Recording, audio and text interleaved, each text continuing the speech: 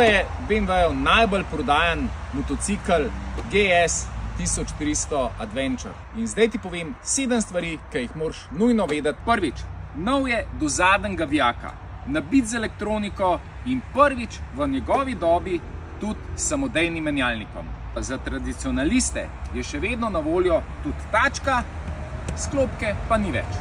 Drugič, tale motor ni za vsakogar. Prvič zato, ker vidiš, da se sedi precej visok, drugič pa zato, in to tudi vidiš, je velik in težek. Naj ti povem, neto masa 269 kg, ampak če napolniš še tele kovčke, prideš hitro čez 300.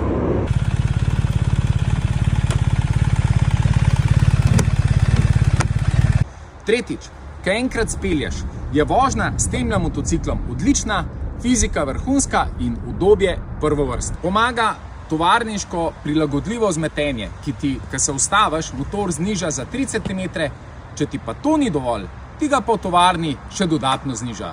Četrtič, dejstvo je, da večina lastnikov tega GS-a z njim verjetno nikoli ne bo zapeljala na makadam. Čeprav se ga GS nikakor ne boji, ampak po drugi strani, tale motocikel blesti na asfaltu.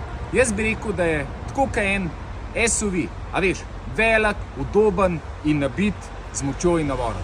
A hočeš reči, da bi bil avtomobilski X5 s terenskimi gumami pa vitlom spredaj? Jure, vem, da si mogel to dodati. Petič, če mu pa kaj zameram, je pa zvok motorja. No, kljub Krapoviču, vidiš ga tlele spodaj, je zvok malo tako in mene ne prepriča.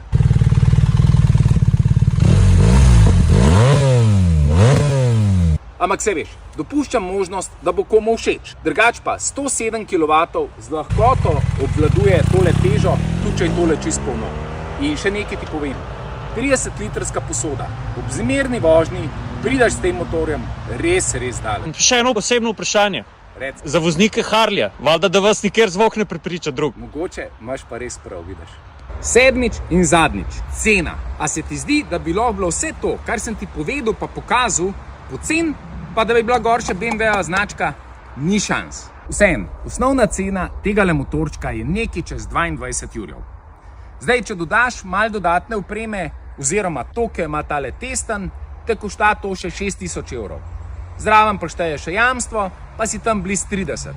Ampak s tem motorjem sem prepričan, da greš lahko kamorkoli, tudi na konec sveta.